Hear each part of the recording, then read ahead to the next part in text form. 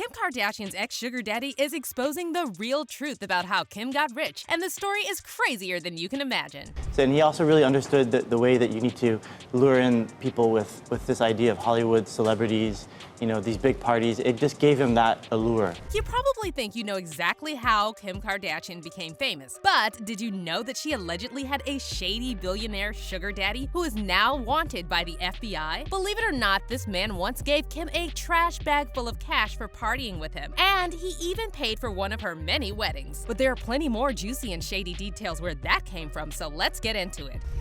That you have figured out how to monetize just the act of living.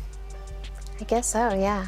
Kim was recently questioned by the FBI in connection to her close friendship with a billionaire fugitive businessman from Malaysia, and there's now a lot of speculation online that this man was Kim's sugar daddy. The news sparked outrage from fans on social media, not so much because Kim allegedly had a sugar daddy, but because she had been lecturing women for years on how they simply need to work hard to become successful, and now it turns out she was giving bags of cash for partying with sketchy men. However, there are also many who are saying they're not surprised in the slightest by this story, because Kim has already been exposed for stealing money from her ex-boyfriend Ray J's sister, Brandy Norwood. Now, in case you didn't know, Kim used to work as Brandy's personal stylist back in the day, and in 2008, Brandy and Ray J's mom, Sonia Norwood, filed a lawsuit against Kim, Khloe, Kourtney, and Rob Kardashian, claiming that they used Brandy's credit cards without permission. Sonia was Brandy's manager at the time, and she noticed some suspicious transactions on the credit cards that Brandy gave to Kim to use for her job. Sonia alleged in her lawsuit that Kim gave the credit card number to Khloe, Kourtney, and Rob, and that they all used Brandy's money for shopping sprees on themselves, spending over $120,000. Sonia later told People magazine that Ray J and Brandy initially asked her to let this go because of their prior friendship with Kim, so Sonia tried to resolve the issue with Kim in person. According to Sonia, Kim apologized profusely and promised that she would pay Brandy back. However, it turned out that these were just empty words, and Kim failed to pay the money she stole. That's when Sonia decided to take legal action, and the lawsuit was eventually settled out of court for an undisclosed amount. However, this story got even messier back in March 2022, when YouTuber Storm Monroe brought up this incident during his interview with Blac Chyna's mom, Tokyo Toni, and he claimed that Kim actually stole much more from Brandy than Sonia Norwood realized. It's sad. Now,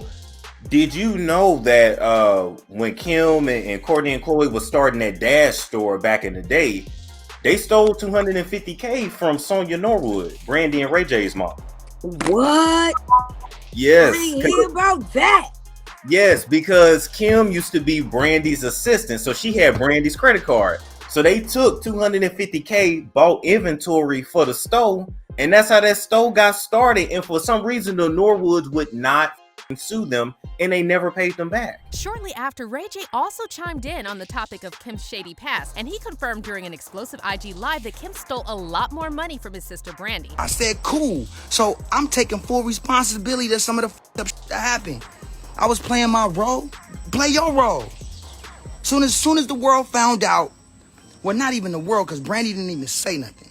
But as soon as y'all stole all that money from my sister, and the court granted my sister to win, and y'all had to pay my sister back, what, $700,000, something like that. Y'all stole like $850,000 from my sister. This on my kids. Y'all got caught. Y'all was guilty. You had to pay my sister back. Kim like, man, keep my name out of it, Ray. I'm like, I don't ever want to talk to you again. You stole from my sister. So even though I'm you and the tape already out and we like doing what we doing, I can't never talk to you again. After that, that was it. I became the enemy. Then they started just trying to turn the shit and turn and twist and turn.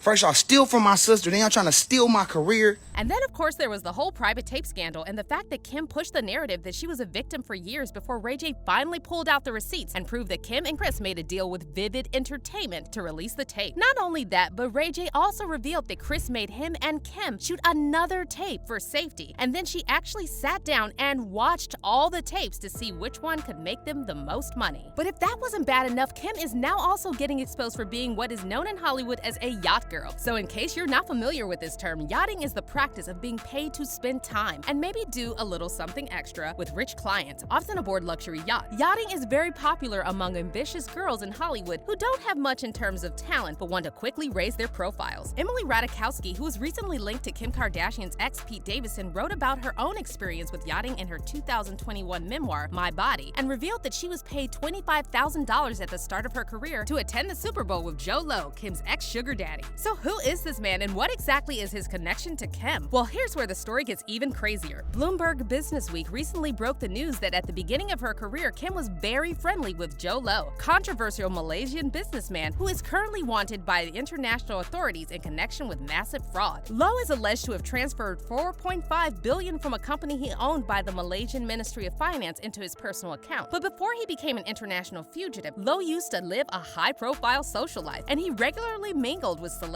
like Paris Hilton, Leonardo DiCaprio, Jamie Foxx, and yes, Kim Kardashian. Low also dated Victoria's Secret model Miranda Kerr, and in June 2017, Kerr was forced to hand over to the U.S. government $8 million in jewelry that Low had gifted to her. Now, in Kim's case, the report cited FBI documents stating that back in 2019, the FBI quizzed Kim about one wild night in Las Vegas when Low gave her a trash bag full of cash he had won gambling. According to Bloomberg, Kim told the FBI that back in 2009, she was at a casino in Las Vegas with Low and two The Wolf of Wall Street producers, and they played a card game in a private room until the early hours of the morning. Around 5 a.m., Kim reportedly wanted to call it a night. However, a friend told her that if she stayed, then she had heard stories of Low giving people chips at the end of the night. The FBI report states that Kim decided to stay and proceeded to call out which bets to make. Low ended up winning big time, and as a thank you to Kim, he gave her his chips, which turned out to be worth $350,000. Kim also told the FBI that she went to the casino counter to cash out, and they handed her $250,000 in a trash bag full of $100 bills. According to the report, Kim then put the trash bag full of cash in her carry-on bag and boarded a Southwest Airlines flight back to Los Angeles. As for the remaining $100,000, the FBI report states that Kim collected it during another trip to Las Vegas, and she again took the money home in a trash bag. But that's not all. Kim apparently developed such a close friendship with Low that he ended up giving her another $100,000 for fireworks used at her 2011 wedding to Chris Humphries, as well as an additional $305,000 in cash. Kim used this money to buy a white Ferrari, which she later sold, and bought a Lamborghini in Chris Humphries' name. Now, the FBI report doesn't say exactly why Low gave all this money to Kim, but it's hard to believe that he would give her this kind of money for no reason. Fans are now speculating that Kim must have done some favors for Low, because if she was just a regular yacht girl, she would have been photographed with him at one of these parties. However, since there are no public photographs of Kim and Low, fans are now wondering if Kim was hired to spend some private time with Low. It seems that Kim had a sugar baby daddy type of arrangement, one fan said. And another person said, yeah, he was totally a sugar daddy. Many fans are now also speculating that Kim's momager may have arranged for Kim to get friendly with Low. As we already mentioned, Ray J claimed Chris watched his and Kim's private tapes to decide which one to release. So at this point, we really can't put anything past Chris. How do we know Chris didn't arrange this? One fan said, she's been pimping her kids out. And another fan wrote, wow, sad. I shouldn't be surprised. The truth is really coming out. Disgusting, Kim. It makes sense though. She wasn't even really that famous in 2009, so he wouldn't have wanted to hang out with her for fame. And what people are even more disgusted with is the fact that Kim has been trying to rebrand herself as this self-made businesswoman who works harder than anyone. And she even had the audacity to lecture other women on hard work. I have the best advice for women in business. Get your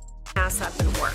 A lot of people on social media are saying that this story is just another nail in the coffin of the Kardashian empire, and it looks like even their longtime fans are now abandoning them. I'm sorry, but I find this incredibly despicable. Yuck, one fan said. From Miss Get Your Ass Up and Work, this is appalling. What a disgrace. She can qualify as an attorney, work on prison reform, build skim, etc., but she will never be credible to me. She's for the streets. And another person commented, the Kardashians are on the self-destruct path. They might be fighting tooth and nail, but it's finally the end of their disgusting era. May more follow. But how do you feel about Kim's alleged sugar daddy? Do you think Kris Jenner really organized all of this? Let us know in the comments, and don't forget to check out this next video.